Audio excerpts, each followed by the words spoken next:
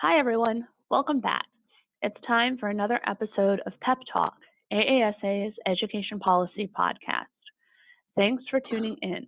I'm Noelle Ellerson-Ing, and I am AASA's Associate Executive Director for Policy and Advocacy.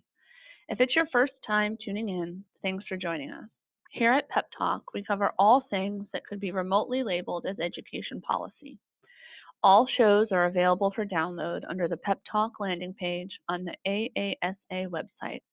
Looking ahead, if you have a show idea or guest you think we should have on, shoot me a note at nellerson@aasa.org or on Twitter @noellerson. Our latest episode, which you'll hear next, features Evan Marwell, founder and CEO of Education Superhighway, a nonprofit focused on upgrading the internet access in every public school classroom in America. At Education Superhighway, they believe that digital learning has the potential to provide all students with equal access to educational opportunity, and that every school requires high-speed broadband to make that opportunity a reality. Their mission is simple: to upgrade the internet access in every public school classroom in America so that every student has the opportunity to take advantage of the promise of digital learning. Evan Marwell is founder and CEO of Education Superhighway. In this role, he oversees the operations, strategy, and all things, basically, at Education Superhighway as it relates to their work to upgrade internet access to every public school classroom. Evan, thank you for joining us today. It's great to be here, Noelle. I know that you and Education Superhighway are always running about a dozen different projects at a time, and all of those are candles burning at both ends. So I really appreciate you taking the time to sit down with us and talk through some of these questions and to help our listeners learn more about Education Superhighway and your work that's so critical to school connectivity. Well, it's great to be here, Noelle, and we're really appreciative at Education Superhighway of the partnership that we've had with AASA in connecting schools and making sure that policy, particularly policy around E-rate, is what schools and school districts need in order to achieve the goals that we've set out and that others have set out in terms of giving them the opportunity to integrate digital learning in their classrooms. Absolutely. And I think it's a little bit of a no-brainer that you're here, but I think I would be remiss if we just moved forward under the assumption that our members know who Education Superhighway is. I'm pretty sure our listeners and members have interacted or have been touched or had some sort of communication with Education Superhighway or your work, but they might not know that's what it was called. So for our listeners, can you give us your elevator speech on who Education Superhighway is, why you started the group, and what you're currently working on? Sure. So I started Education Superhighway back in 2012, January of 2012, and it really came out of a recognition that digital learning had the opportunity to really transform classrooms around the country. I had been fortunate enough to have a couple of experiences where I saw both the promise of digital learning, but also the challenges that teachers were facing. And in particular, what I saw was that many teachers who wanted to start using technology in their classrooms really couldn't do it because they were frustrated by what we all know as that rainbow-colored spinning wheel showing up on the computers of their kids. And so I realized that if digital learning and technology were really going to help teachers and students transform the classroom, the first thing they needed was good internet access. And that meant they needed a high-speed connection to their school, and they needed a robust Wi-Fi network to every classroom so that they could implement one-to-one programs and other programs that leverage technology. So back in 2012, we decided to start Education Superhighway. And our mission, as you mentioned before, is really quite simple. It's to make sure that every classroom in America has high-speed internet access so that teachers and students can take advantage of technology to really transform the learning process. And we've been at it now for almost 7 years, and I'm really happy to report that we've made tremendous progress in partnership with lots of organizations on both the policy side and the implementation side. And we've gone from where only 4 million students out of the 47 million public school students in America had good internet access back in 2013, whereas of last year, the start of this school year, 45 million students now have good internet access in their classrooms. So that's an increase of almost 41 million students that are now positioned so that their teachers can integrate technology into their pedagogy. And we've gotten there really by focusing on a couple of things. Number one, making sure that everybody knew where we stood. What we found is that data can really be transformative because you open people's eyes about who needs upgrades and who's in good shape.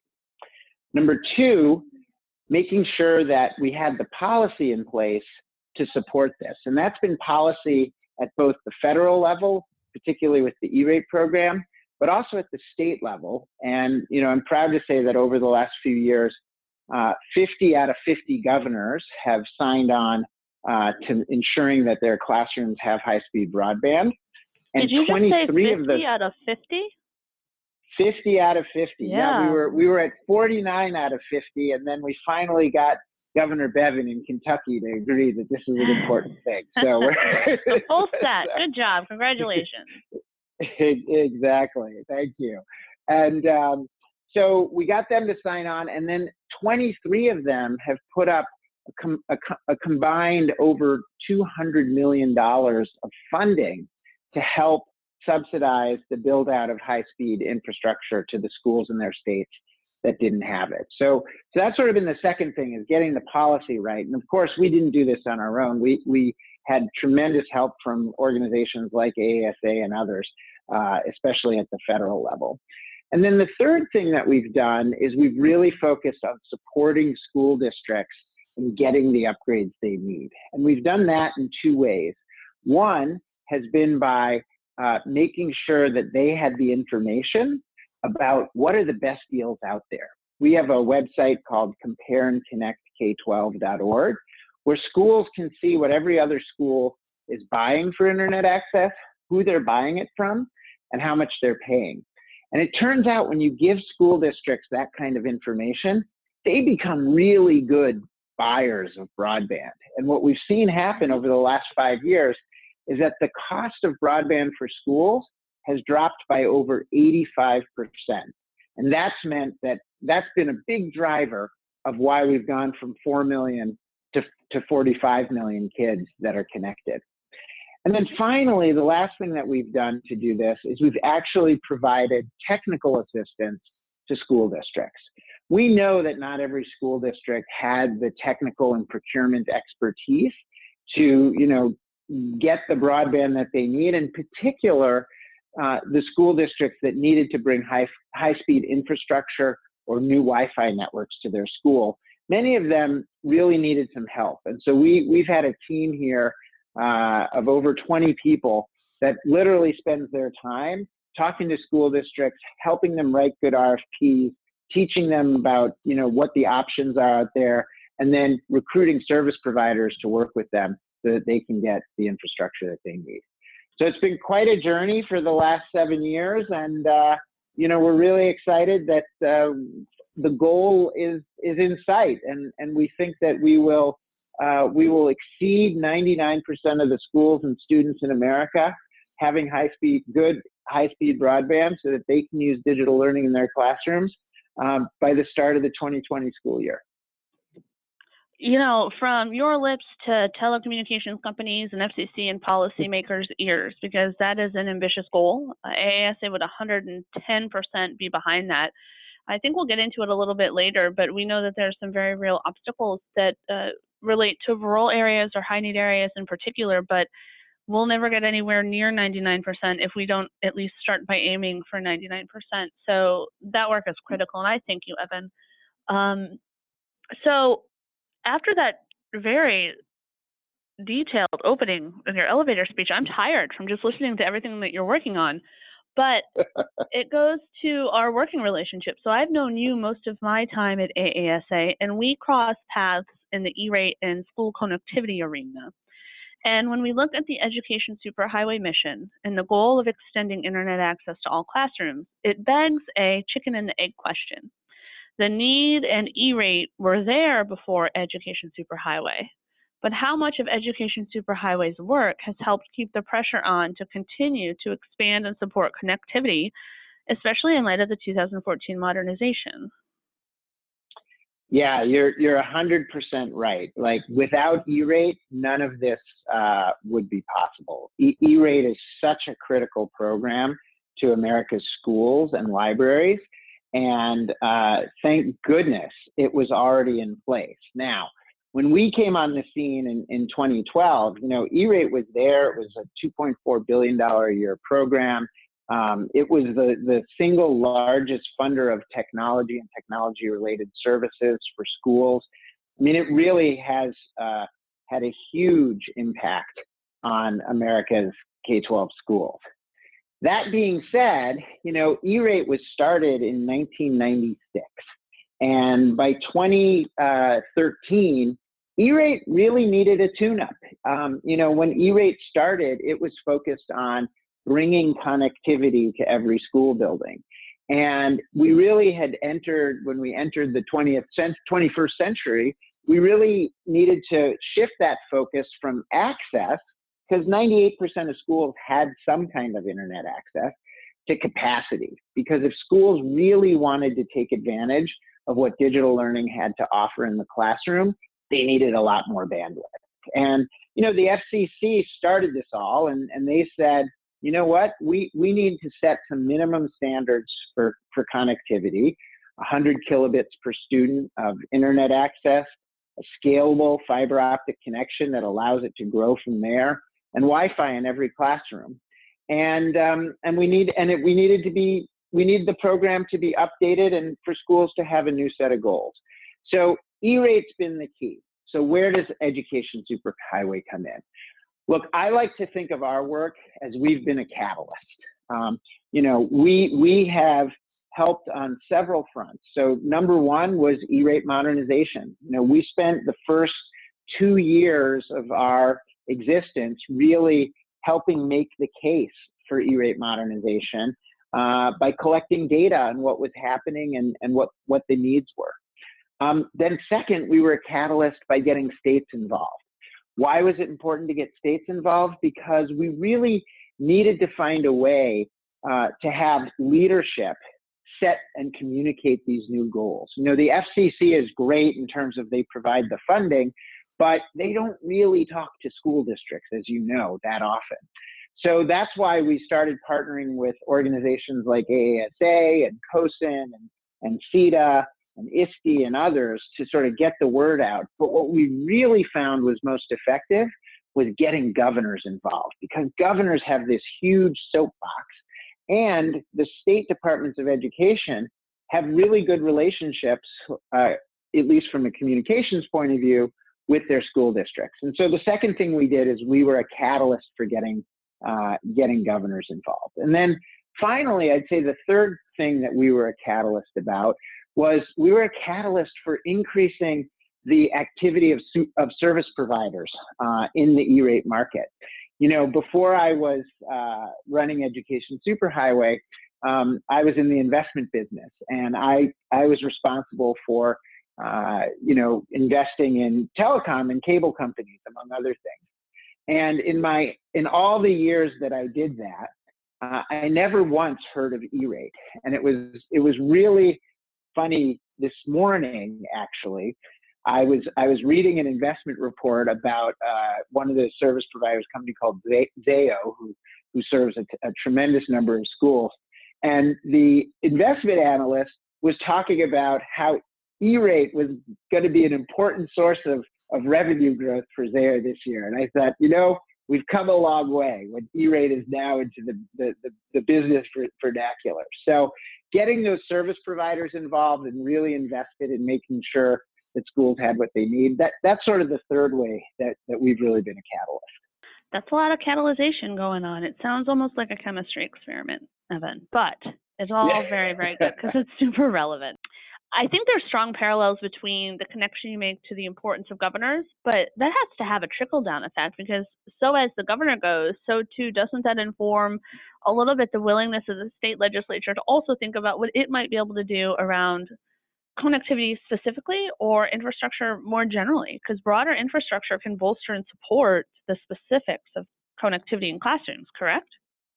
Absolutely. State legislatures have played a critical role in many states. As I mentioned earlier, 23 states passed legislation putting up additional funding for broadband to schools. And the legislatures understood that not only would that connect their schools, but this was an opportunity to actually bring high-speed broadband infrastructure out into the communities so that ultimately the entire community could get connected.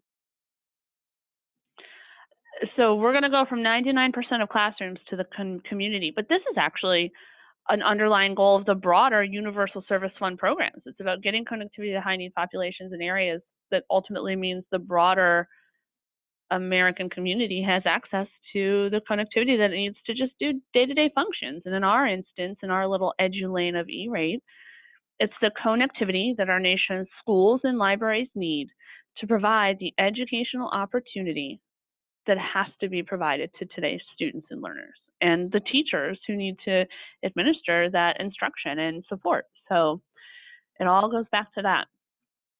Okay. That's absolutely right. Right. I want to get into some of the specifics though, because if I'm not mistaken, the application window for E-rate FY19 just closed last week. And right now, AASA is in the middle of a collaborative effort with Education Superhighway to highlight for schools how much of the E-rate program remains underutilized. And what I just said pales in comparison or almost seems at odds with this very accurate narrative that you shared about how much connectivity is growing, how many classrooms we're in, how many districts are connecting.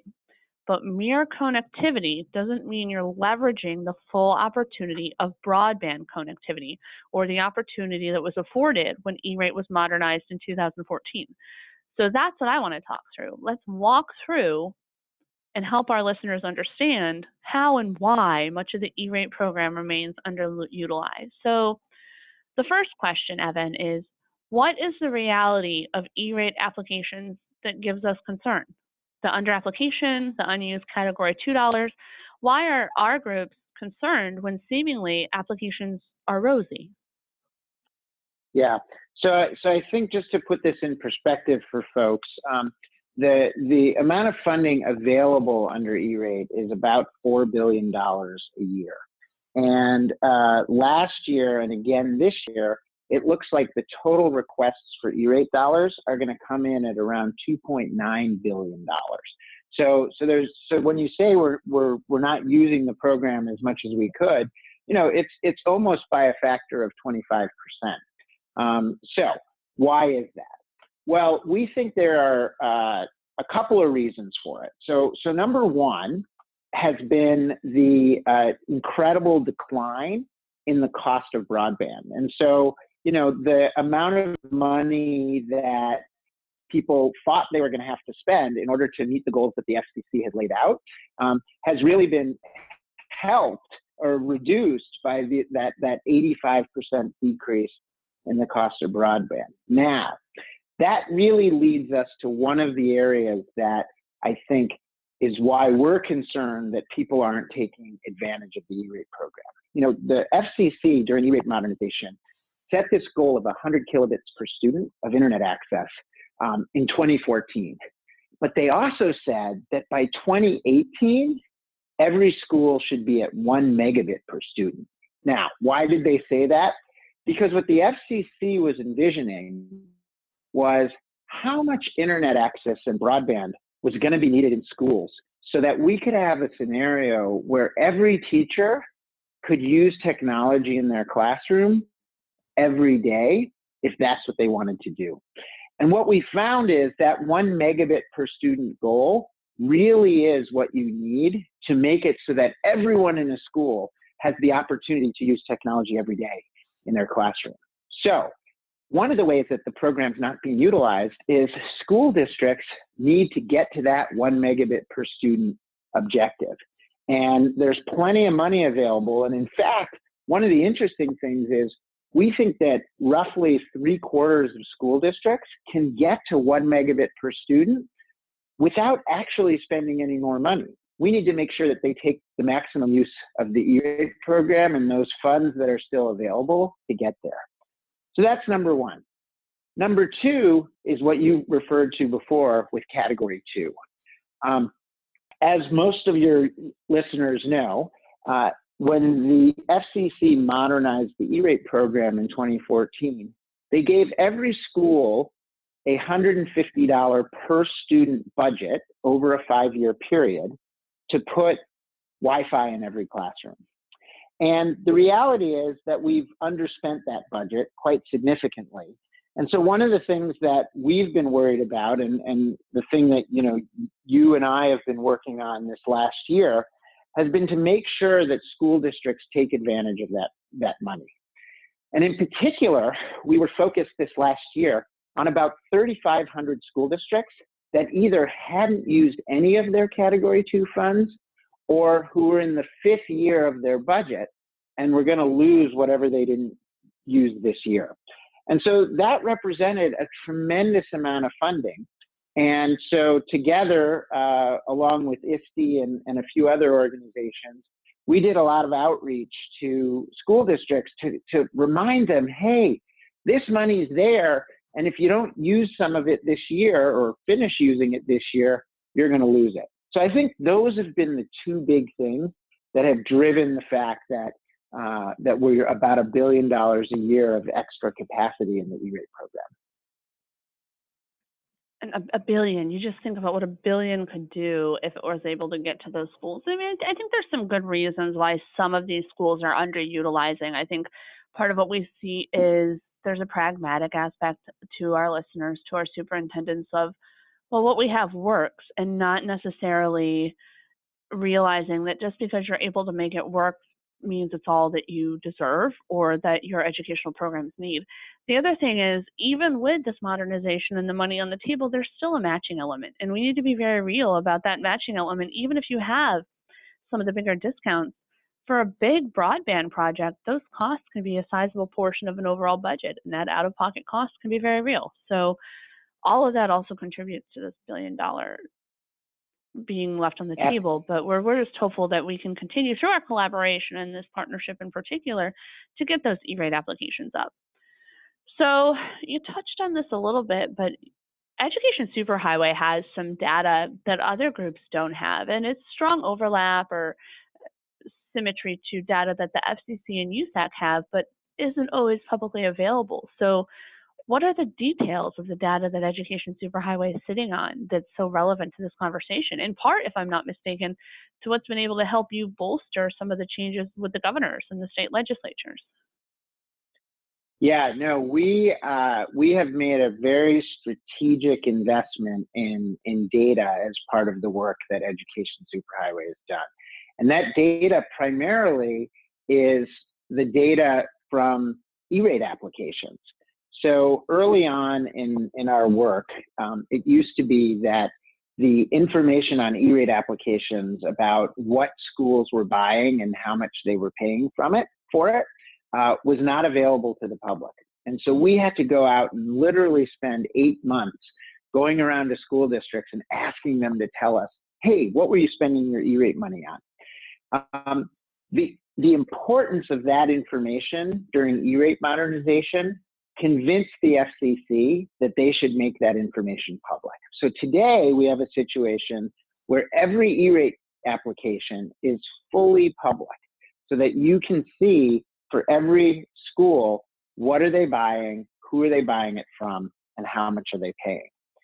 The challenge has been that it's not necessarily the cleanest data that comes out of USAC. And so we spend a tremendous amount of time cleaning that data and making sure that it's really accurate. And we do that for a couple of reasons. So one, it's to show governors how much they've accomplished and what they've got left to do. And what we've learned is that if you want to get a policymaker motivated, showing them the data is super helpful. Number two, we've used that data to provide that price transparency that I talked about earlier on our Compare and Connect K-12 website. And again, helping districts understand, wow, my service provider is offering this other district a much better deal than I'm getting. So when my contract comes up, I want that deal. And to your point earlier, you know, we've always recognized that it's hard for school districts to increase their budgets. But the good news is, by using price transparency, they can get a lot more bandwidth for the same budget without really having to increase it.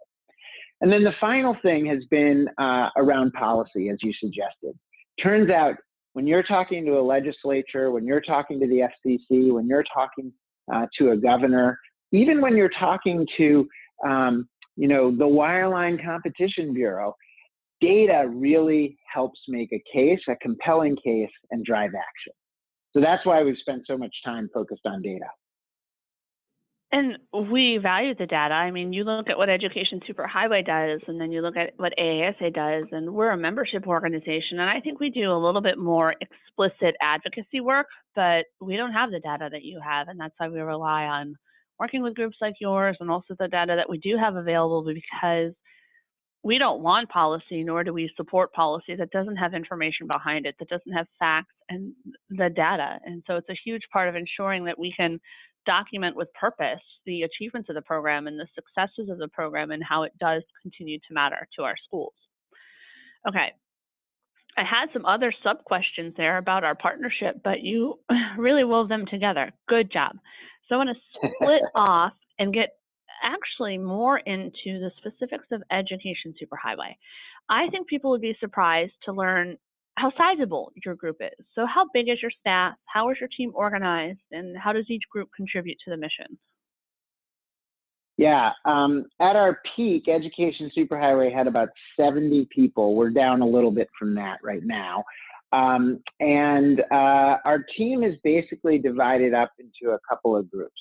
So first, you know, I talked about our strategic commitment to data and making it available to others. Well, that means we need a lot of people who are data quality folks, we need data analysts, and we need software engineers so that we can create the programs and websites that make that data available. And that's really, of our 70 people, that's close to 30 of them. Second, we have our team that works with states and our team that works with districts. So our state team is responsible for managing all those relationships with those 50 governors who are working with us. And our district team is responsible for all of the outreach and support that we do to provide technical and procurement assistance to school districts. And together, that's about another 30 people. So those are the sort of two big parts of our organization.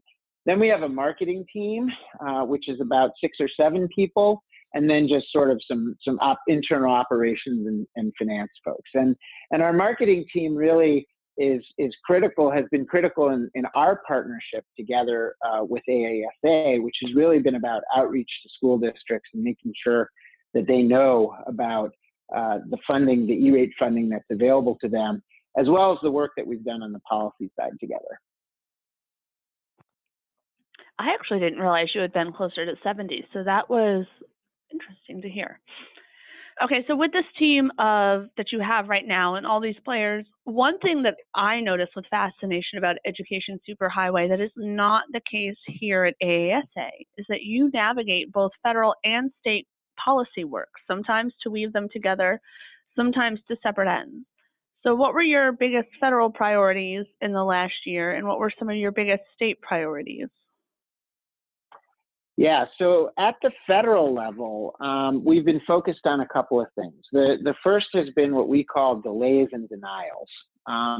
So about a year ago, we took a look at E-rate funding, particularly around funding for projects that required construction of new broadband infrastructure, what they call special construction. And what we noticed was that these projects were getting put at the bottom of the pile for USAC's review of E-rate applications. And as a result, they were on average taking more than 9 months to get approved, which is significantly longer, over twice as long as a typical E-rate application. The other thing we noticed is that they were being denied at a much higher rate. In fact, almost 7 times as much. So these projects were getting denied at close to 30%, whereas overall E-rate applications were getting denied only around 4%. So we decided this was a real problem, because if we wanted to close the fiber gap that existed out there, and we'll talk more about this a little later in terms of how that particularly affects rural schools. So we said, like, look, this is our best tool we have, combined with all that money those governors have put up in matching funds, to make sure that every school has high-speed broadband infrastructure. But if we're going to deny 30% of these applications and we're going to make them take a really long time, that's not helping. And so we said, you know, our first priority at the federal level for the last year has been to try and explain, understand why that was happening, and get the FCC and USAC to take action to fix it. And I'm really pleased to say that over the last year, we've seen a dramatic improvement in these things. The delays have come down significantly, and the denial rate is down to that 4% rate that's typical of the program as a whole. So we're very appreciative that, you know, the FCC and USAC heard, they listened to the data, and they took action to fix it. But we're not done. There are still, you know, they're still getting delayed significantly more, particularly large projects that are being done by consortia, particularly rural consortia. And so we need to make sure that those get fixed. The second big area that we've been focused on at the state level has been Category 2. As you know, Noelle, the Category 2 program was on a 5-year clock, and it was sort of a 5-year experiment to see if it worked.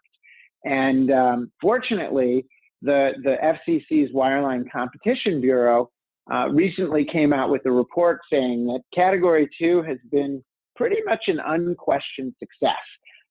And so we were super glad to see that. And we're hoping that the FCC will now make the Category 2 program permanent, so that school districts can continue to rely on it as they need to upgrade their Wi-Fi networks going forward. And then at the state level, our policy work has really been focused on those matching funds for fiber construction. There were a few states that we added that hadn't had matching funds before. You know, Illinois in particular is a big deal because they have a lot of rural schools that still need to get connected, and a few others that needed to be sort of refreshed, where they had put programs in place, the programs had expired, and they needed to re-up them. So those have been our policy priorities for the last 12 months for the most part. Evan, this takes me back to what I opened up with, this idea that you guys have about 12 different projects going at any given time. So one thing you touched on that I would put a pin in and say we could talk at length about is the conversation around what happens to Category 2 and making sure it's a program in perpetuity. 100% we agree, because internal connectivity, that beyond final mile just to the school, it's getting it to the classroom level.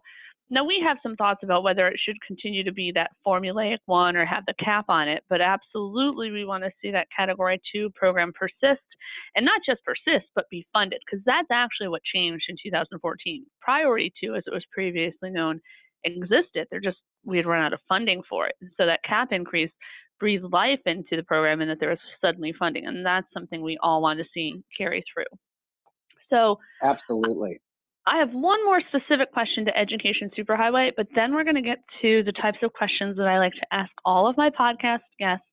They're a little bit more lighthearted, but they let our listeners get to know some of the more casual aspects of the people that I call colleagues and friends. So one more serious question, Evan. Are you ready? Yes. Okay, and this ties back to something I teed up earlier, rural. So Education Superhighway has done a really good job of representing the unique opportunities and obstacles facing rural schools when it comes to that connectivity. So what are some of the common obstacles that you've seen, and what's one of the more impactful solutions that you've seen? Yeah, so the biggest challenge for rural schools is getting high-speed fiber, typically infrastructure, out to those schools. The reality that many rural communities are faced with is that there just isn't enough business to justify service providers building networks out to these areas without some kind of subsidy. They just can't make a return on it. So that's really sort of the fundamental issue that rural schools and frankly rural communities deal with. Now on the flip side, what's really interesting is that in many ways, rural schools and rural communities have the most to gain from high-speed broadband. And interestingly, when you look at that FCC goal of getting to 1 megabit per student, it's actually the rural communities that already have gotten good infrastructure that are leading on that. So 50% of rural school districts already have 1 megabit per student of internet access, as compared to 28% overall. So why is that? It's because they realize that to stay competitive for their kids with the educations that kids in suburban and urban communities are getting, where they have access to, more resources around extracurricular activities, more resources around being able to offer a full suite of classes. Many rural schools struggle to offer things like physics and chemistry. They understand that technology and internet access can help level the playing field for them. So they've in some ways got the most to gain from technology, but then again, they're struggling the most. And when we look at the data, what the data says is that over 80% of the schools that still don't have high-speed broadband infrastructure are in rural communities. So what have we seen people do to solve that? Well, it's really been all about getting service providers to get creative about how can they bring high-speed infrastructure to those communities. And the key to that has really been the E-rate program's investment in special construction and governors' investment in special construction through those additional subsidies that we've talked about. And as a result, we're seeing some amazing projects happen in rural communities where they're building 10 miles of fiber to reach school districts that never had it before, or they're building literally hundreds of miles of fiber in tribal communities where they're connecting 17 or 20 different school locations, as is going on in Arizona and New Mexico. So there have been some fantastically great implementations that have happened as a result of this, but for sure, rural is the place that is still struggling the most. So that's a lot for rural, though, because what you said that I'm really still rolling around in my head is so much of this common narrative is that it's high cost and most expensive and the hardest, and maybe that's where more of the underserved is rural. But if I listen to you correctly, at the same time, while there are parts of that that are true, it's also where you're seeing some more creative applications of the program, creative solutions. Is that basically what you answered? Absolutely. And when you live in rural America, you've got to get creative if you want to support your students. True that. I live in Washington, the D.C. area right now, and I grew up in upstate New York. And I thought that was rural until I started traveling with this job. And the resourcefulness and just the outside the box thinking to get a solution that you see, I guess it makes 100% sense that you would see education practitioners applying that as it relates to their broadband and connectivity needs.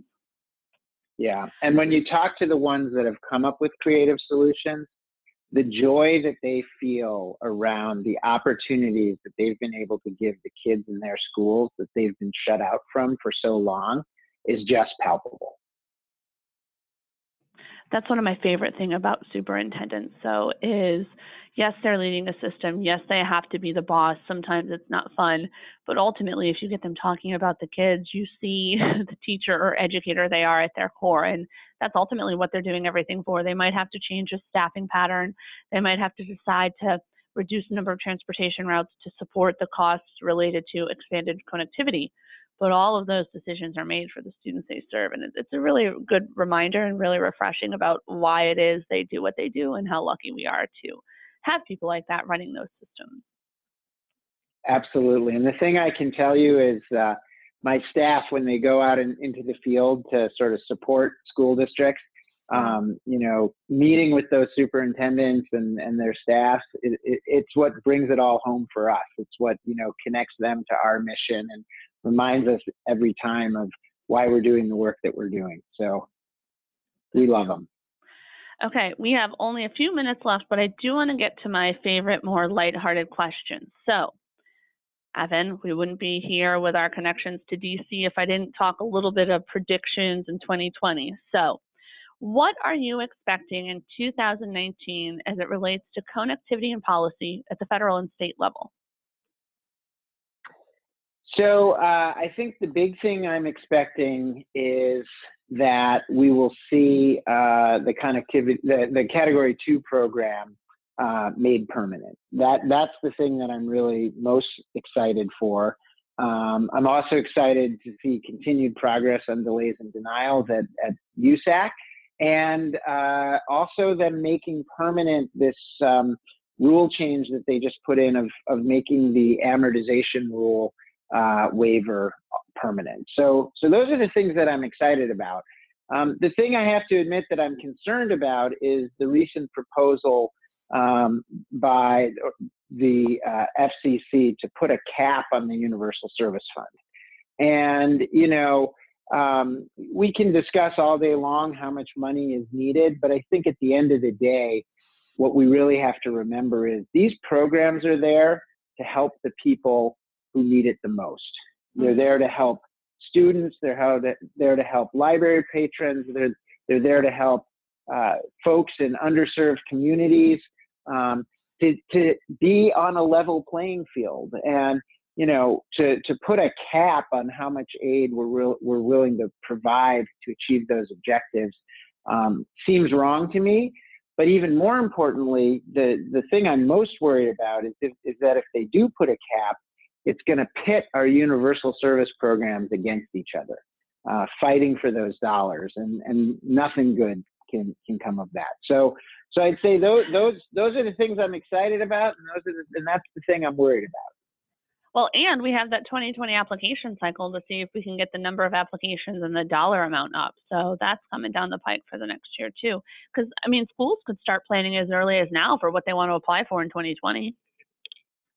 Absolutely. We think most of them will take a break, given that they just filed their 471s last week. But you know, come May, you know, we think there are going to be a number of schools that get started on the process, and I would encourage everyone to get started on the process. Mm-hmm. Okay, so I'm going to talk about 2020. It's going to be a big year. The election is sure to be all the news, but also Education Superhighway is sunsetting. Tell me what's next as you prepare to achieve your initial goal of connecting 99% of classrooms.